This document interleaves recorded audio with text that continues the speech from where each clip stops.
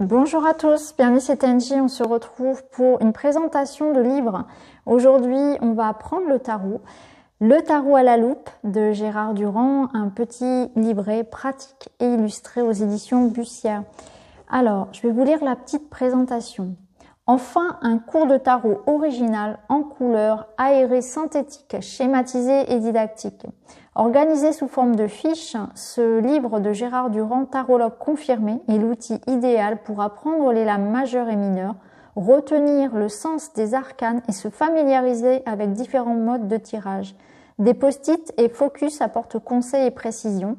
Il permettra à chacun de faire parler ce miroir symbolique qu'est le tarot sur les préoccupations du moment ou les autres questions de la vie, qu'elles soient d'ordre sentimental, personnel, professionnel, familial, financier ou autre. Symbolique, tirage, d'intention, un ouvrage complet idéal pour développer vos talents de tarologue. Donc Gérard Durand, qui travaillait dans les domaines juridiques et financiers, a longuement étudié le tarot. Durant des années, il a dispensé des cours et consultations à titre gracieux et amical. Et afin d'apporter aide et bienfait à chacun, poursuit aujourd'hui ce chemin avec passion. Donc là, on est vraiment dans la tarologie.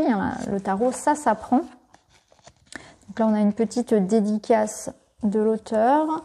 Alors, on va regarder un petit peu déjà la table des matières pour voir un petit peu de quoi on va nous parler. Alors, on commence par la catégorie les arts divinatoires. Vous avez dit arts divinatoires. Donc, les bienfaits d'une consultation de voyance. En matière de voyance, le tarot a-t-il toujours raison? Ça, c'est une bonne question. Comment apprendre à pratiquer le tarot? Ensuite, le tarot comme miroir symbolique. Principe de base à propos du tarot. Qu'est-ce qu'un bon tarologue? Ensuite, signification des 78 lames du tarot, donc les lames majeures, synthèse des 22 lames majeures, les lames mineures. Méthode de tirage. Vous avez dit tirage, donc technique préparatoire pour tout tirage, quelques méthodes de tirage, tirage du jour, réponse immédiate à une question, situation présente et évolution pour une personne donnée, ligne de vie, tirage décisionnel, tirage astrologique. Pour aller plus loin, complément sur le tarot de Marseille, notre personnalité donnée par les lames, ça c'est intéressant de voir l'aspect psychologique. Symbolisme des couleurs, problème de la datation des événements. Ensuite, quelques autres tarots, symboles et symbolismes vus par quelques autres auteurs et des cartes à découper. À la fin, vous avez un jeu à découper. Pour ceux qui n'ont pas de jeu, voilà, il y a un jeu. On a les majeurs. Voilà, c'est un Marseille. Alors, on va regarder un petit peu plus à l'intérieur. Donc, c'est un livret en couleur. Donc, vous voyez, c'est très synthétique. C'est facile à lire, ça c'est intéressant parce que souvent ça peut être décourageant d'apprendre le tarot pour cette raison-là, c'est-à-dire que vous allez vous retrouver avec des livres très très épais, très complets, et on se perd dans beaucoup de mots, dans beaucoup de symboliques. Et là justement, l'objet du livre est là, c'est aller vers quelque chose de très condensé. Donc là, on a la construction du tarot, donc 78 éléments, donc appelés les arcanes, en deux catégories, donc les 22 lames majeures, chacune étant unique par ses symboles, et les 56 mineures en 4 séries, 14 lames, coupe, épée, denier, bâton.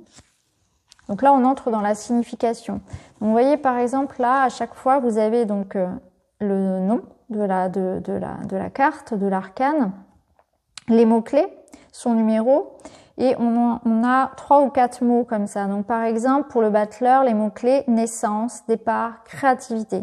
Comme ça, vous pouvez déjà ancrer ces mots-là. Ouais. Et si vous faites un tirage, vous pouvez garder ce petit livret à côté et vous y revenez rapidement. Si vous souhaitez vous faire une lecture, voilà. Donc ensuite, on a un petit détail de la carte. Par exemple ici, pour le battleur, un jeune homme coiffé d'un symbole éternel, d'éternité, est prêt à partir pour sa quête du monde, avec lui son présent. Donc baguette, coupe, denier et couteau. Symbole d'eau, d'air, de terre et de feu. Tout est initiative et résolution. Il a les 4 éléments avec lui.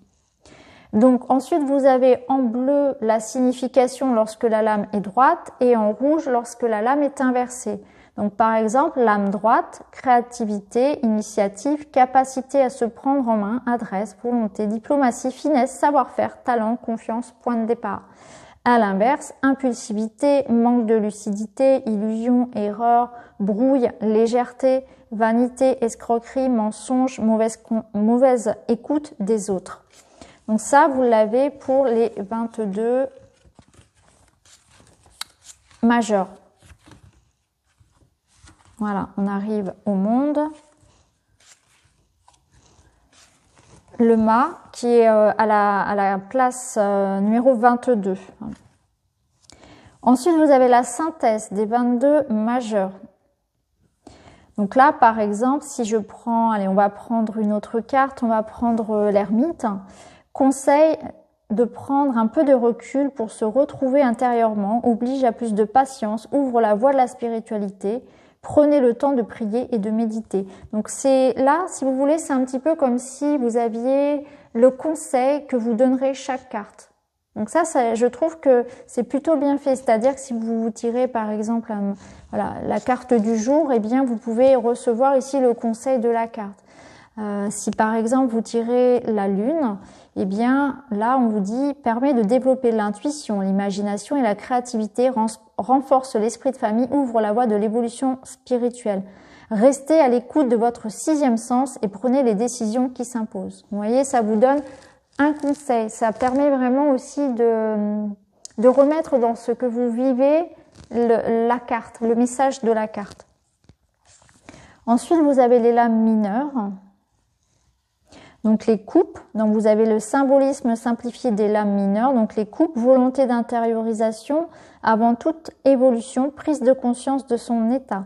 Les épées, volonté d'évolution, d'entrer dans un nouveau cycle, l'épée permet de trancher. Les deniers, prise de conscience du destin de l'homme par lui-même, c'est la matière. Et les bâtons, ascension finale vers un nouveau cycle. La signification divinatoire des lames mineures, donc les coupes, domaine sentimental, les épées, domaine de la vie, le combat, la santé, la justice, les deniers, domaine matériel et financier, le bâton, domaine social et professionnel.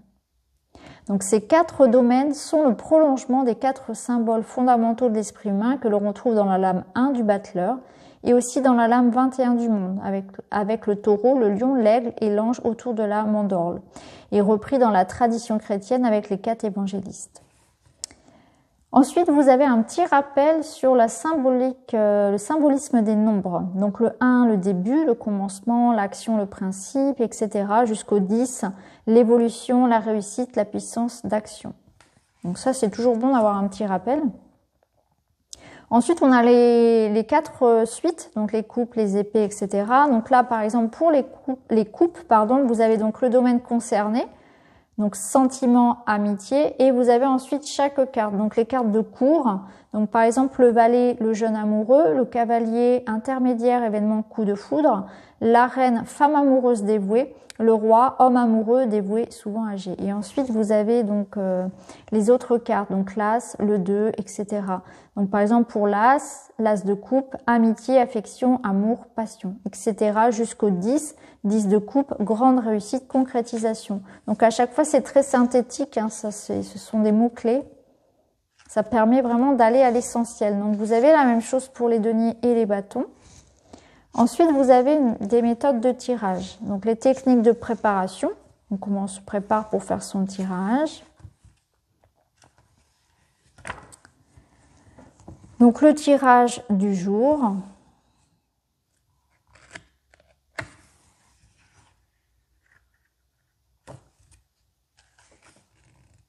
Réponse immédiate à une question. Et vous avez ensuite des méthodes, vous voyez, vous avez des exemples d'interprétation pour vous y aider, pardon. Là, vous avez un tirage à 3 lames.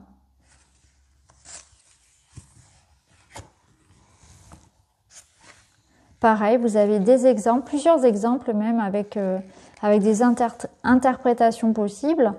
Ensuite, vous avez un tirage situation présente et évolution. Donc en 6 cartes, avec toujours des exemples. Vous voyez, on a pas mal d'exemples. Le tirage de la ligne de vie.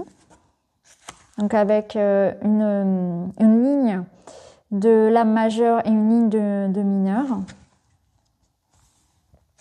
pareil, toujours des exemples. Tirage pour prendre une décision. Tirage à 2 fois 3 lames.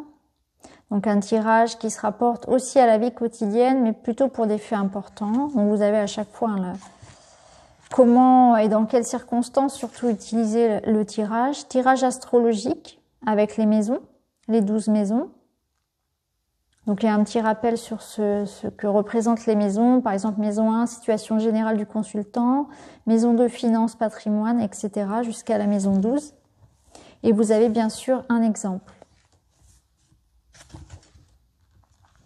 Voilà. Ici, un exemple. Même plusieurs, toujours plusieurs exemples. Et ensuite, donc, on vous propose d'aller un petit peu plus loin. Donc, la personnalité dévoilée par les lames qui ressortent le plus souvent. Ça, c'est intéressant aussi. Donc, par exemple, on va prendre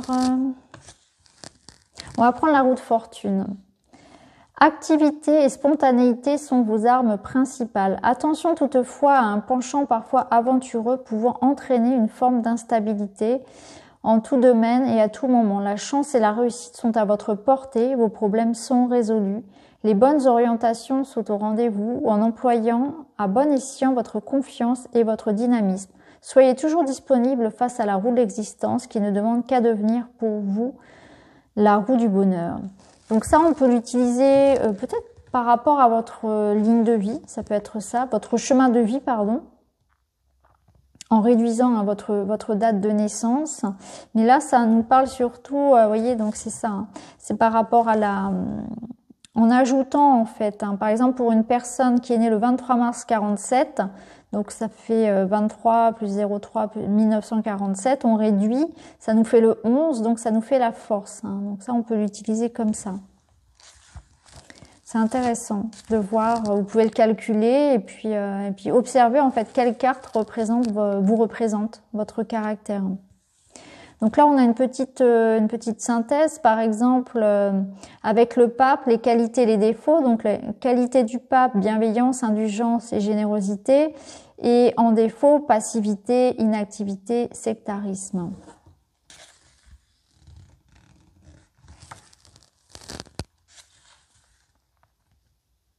Donc là, ensuite, il aborde la symbolique des couleurs. Et les problèmes de datation. Le tarot ne donne pas de date précise. Tout au plus, on peut essayer de localiser des périodes liées aux saisons. À titre de curiosité, en voici un modèle non exhaustif donnant des réponses selon les lames majeures tirées.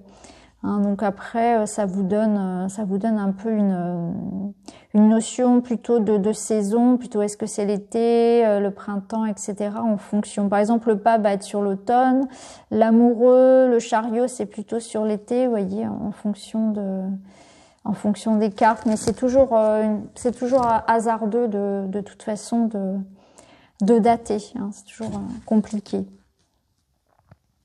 Donc là, ensuite, vous avez différentes représentations de jeux, selon les époques, selon les styles.